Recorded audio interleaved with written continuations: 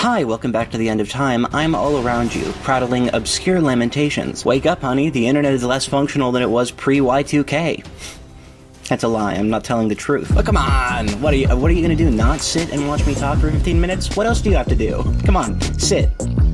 Sit, loser. I'm kidding. We're friends, and I know you personally. Every day I wake up and I use the internet, and I think, has the internet gotten worse, or have I made a Faustian bargain with personal freedom that has led to the deterioration of my relationship with the internet? And since sole culpability is way too hard to spell, I've decided that the internet is in fact getting worse. Websites, apps, downloads, uploads, all of it. Don't get me started on the forums. My wife needs me home for dinner.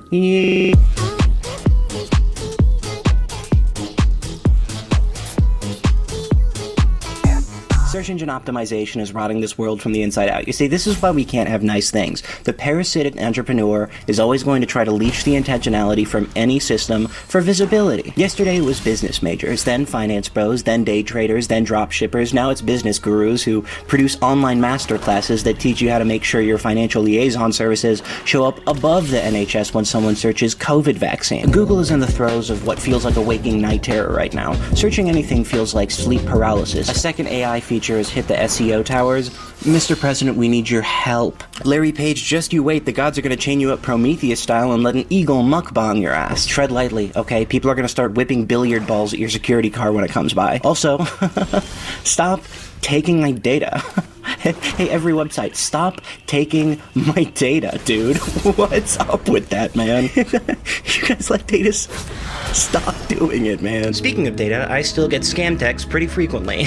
I personally love it when I receive a text that says, hey, Jen, right? Great seeing you last night. And then they spit out some ChatGPT-generated nonsense to you to try to get your social security number. Honestly, I probably get these texts, though, because big companies aren't that good at keeping our data safe. AT&T recently revealed a massive data breach and also admitted 70 million users' social security numbers had been leaked as well. Also, since these logs were between AT&T users and users of other networks, that means it wasn't just AT&T users who were personally victimized, which is why I'm so glad that today's video is sponsored by Aura, a service that alerts you if they find that any sensitive information has been compromised, attempts at credit or bank fraud, and much, much more. This includes antivirus support, password managers, VPNs, a veritable banquet of internet privacy tools, all at one affordable price. Plus, it can filter text and phone call scams so that you don't have to deal with that garbage. I know receiving constant spam genuinely does worsen my experience on my devices every day, makes me less likely to respond to text, and makes me way less likely to pick up phones, so Aura can forward those calls to you if they are necessary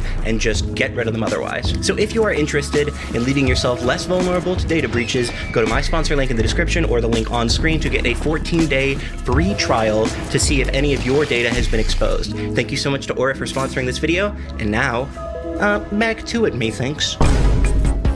The average Google search 15 years ago was like, okay, I need a hamburger recipe. This one looked good. Okay, I need ground beef. I need to drain my sanguine humors. All right, let me get the flame. 2024 Google search, it's like, I need a hamburger recipe. Go. 15 ads, AI overview that scraped Quora and Reddit for controversial posts from Swappmore undergrads. 10 recommended links that are just websites you've gone to before. No, I don't want to revisit Beta 11 Labs right now. I haven't made a Joe Biden AI voice parody in 10 months. Google still has the I'm feeling lucky button too.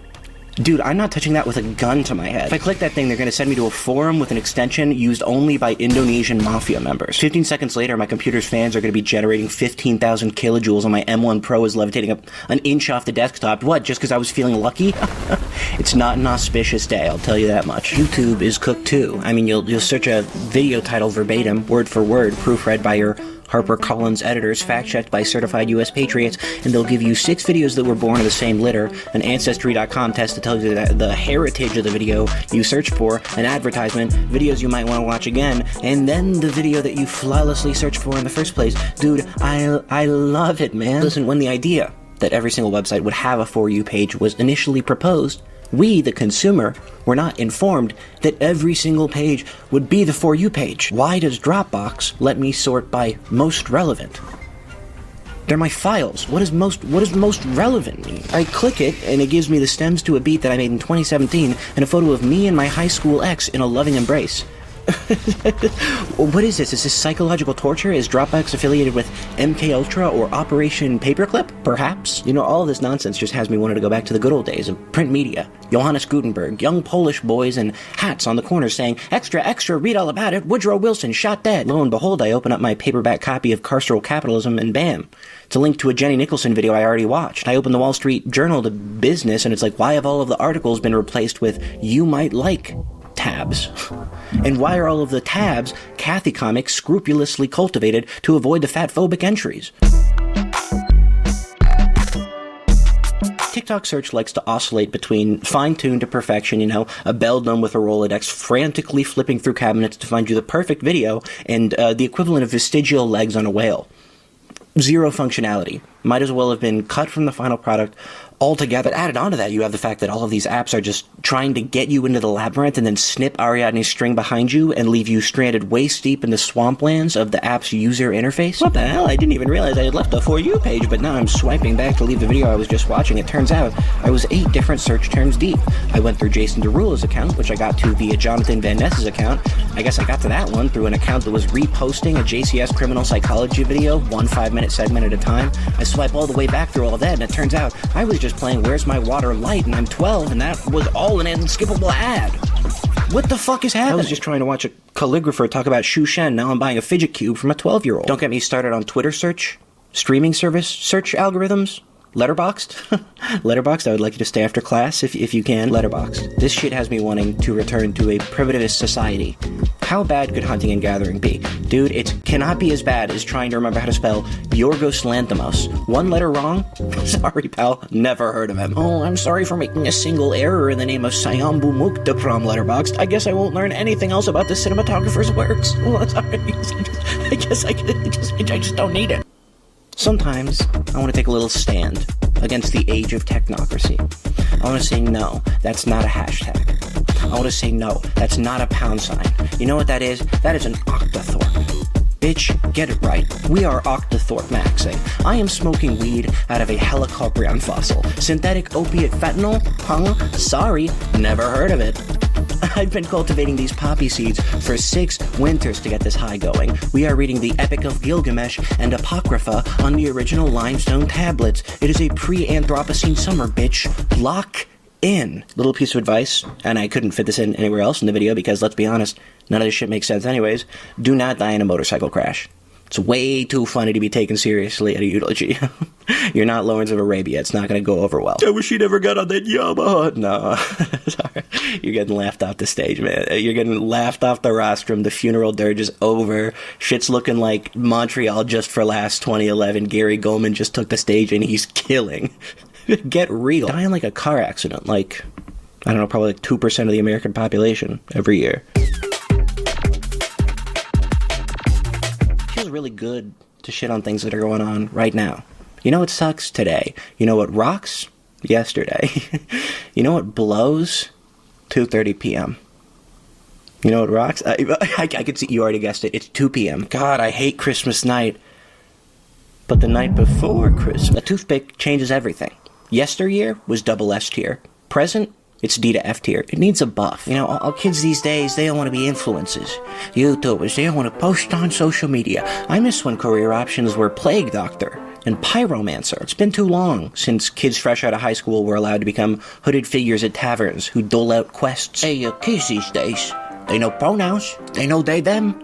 But they don't know any arcane incantations. Why wasn't I allowed to become a Feng Shi and special in thaumaturgy? That's all I'm saying. I have to be a YouTuber? I want to try to turn pyrite into gold in a lab. Rose-tinted glasses, one of the best inventions of the industrial civilization. 2020, we were all saying, this is it, the netherworld is here, the apocalypse is nigh, world's collapsing in on us. Now, you got white Etsy shop owners from Redmond who were doing public mouth breathing classes in the heat of quarantine like it was a quiet time that we spent with the people we loved, doing what we love.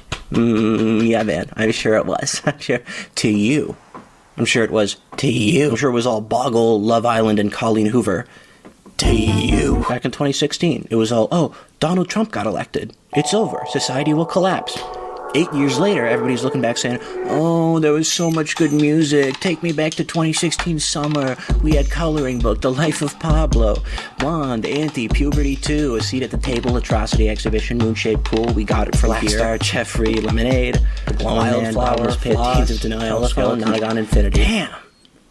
Maybe they're right. Maybe I just need to get on Discogs more. It's all about perspective with the passage of time, right? Our beautiful smiling friends, they're brutish moral oral.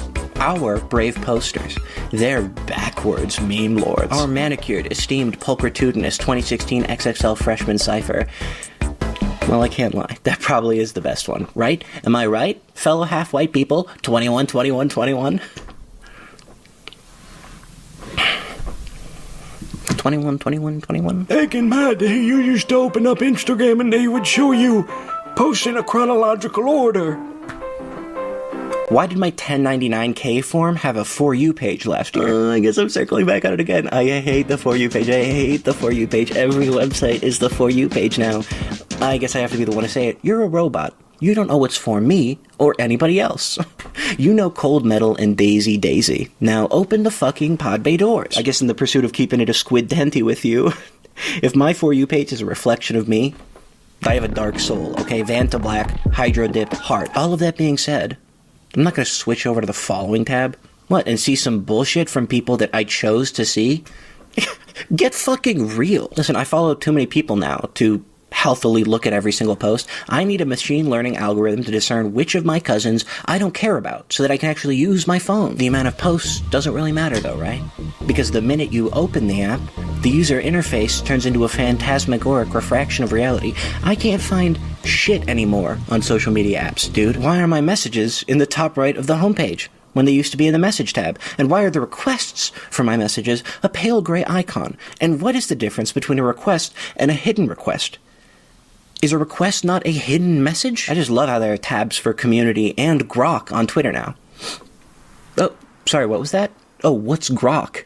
I don't know, but it's been there for 6 fucking months. Well, it turns out it's Twitter's bespoke AI assistant. It's a good thing that you can only access it with a premium subscription, and also, the tab doesn't go away if you aren't paying for the app, meaning even if you can't use it, you cannot get rid of it. I'm loving the new direction, Elon Musk. I was wondering if you could patch in a long walk off of a short pier. Oh, sorry, I was just trying to navigate your application there, and I accidentally clicked on your new TikTok tab. I'm just making sure it's still cultivating a homophobic atmosphere. And I'm telling you right now, you don't want to get me started on the TikTok user interface.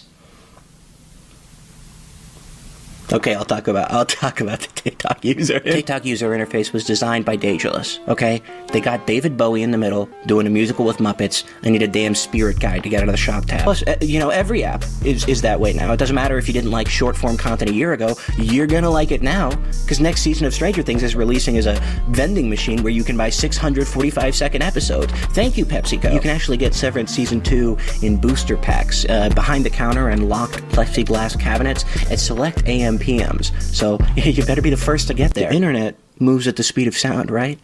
Why shouldn't content listen to albums at 4 times speed? Use ChatGPT to summarize your Twitter feed. Dance like nobody's watching. Live like nobody's dying. I don't think there's ever been a point in time when internet fame or reputability has meant less.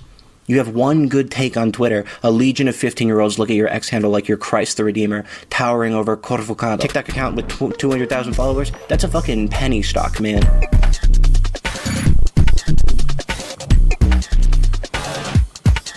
Okay, here's a theory just off the dome. The internet sucks because the communities I'm a part of are coalescing into the monoculture, right? Every TV show is a high-concept HBO-style dramedy that clicks after the first season. Oh, you just gotta keep watching, man. Every acclaimed movie is an elevated horror distributed by Neon. Every video game is either a cozy potion-crafting farm sim or a permadeath PS1-style RPG with Souls-like elements. Every application is convergently evolving into TikTok. I don't know, is any of that true, or is it just a cyberverse equivalent of armchair psychology? Since I have observed a dense vertical slice of culture, I understand all culture. I meant to tell you guys earlier, you too can escape the Matrix in 6 monthly installments by downloading the Shop app or by becoming a channel member. I mean, let's be real here. You think your job isn't important? I get paid to translate obsessive-compulsive ruminations into YouTube videos. I'm proselytizing for my own mental illness. It's cheaper than getting into ortholinear keyboards. YouTube cannot be a lifelong career. They take us out into the back and put us down when we start changing our thumbnails more than 4 times to no effect. There are 2 options for me, long-term. Okay, become a folk hero or an exhibitionist. Folsom County Blues versus Folsom Street Fair. 2 paths diverged in a yellow wood.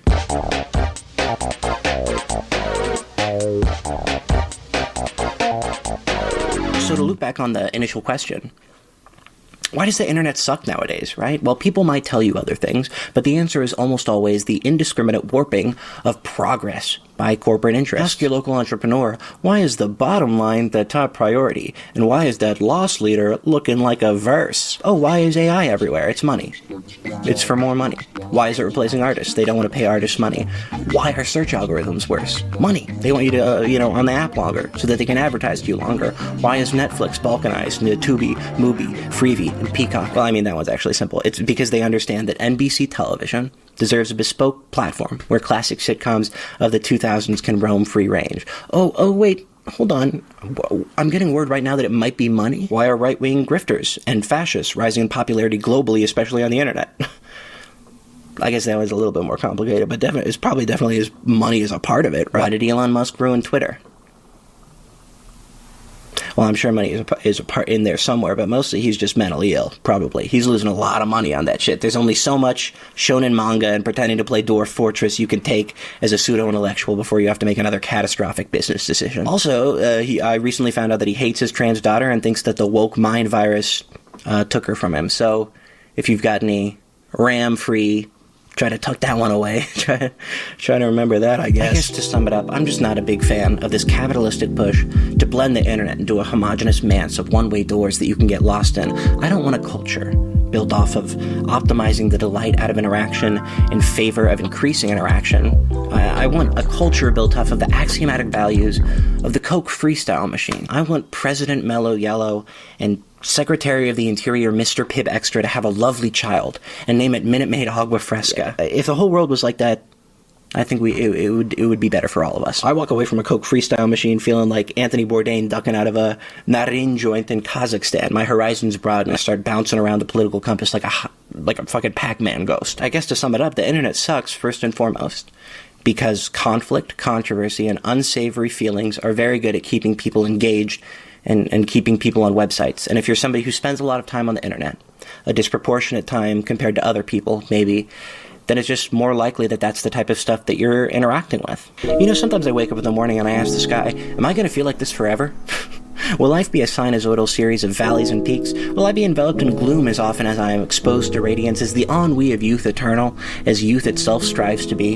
For whom do I teeter, one immodest step in front of another, towards a precipitous drop? Shall chasms atop which bridges had been erected be swept with salty mist, thrust into the esophageal dusk of abyssal waters? Do rivers spring forth, their pellucid surface teeming with bacterial ephemera, spending eternities upon eternities drilling into sheetrock? Am I to be carved from this process? If yes, be my body ravaged by caducity or born anew? It is new indeed, for I made it last night in a dream of strange cities, and dreams are older than brooding Tyre or the contemplative Sphinx or garden-girdled Babylon. And when I am desiccated and ripened with the passing of bygone years, gestated by the great beyond, wandering Carcosa in drunken stupor, shall the blackened stars drape heavy on my tattered soul? Gasping at breath between twin suns, will I too sink? I don't know, man. I think that friggin' Logan Paul ruined the internet, and we need to return back to PewDiePie, bitch lasagna, Uganda knuckles. Jesus Christ. Well, if you've made it this far in the video, to the end, I guess, then I have a request from you. Please stay. It's not for me.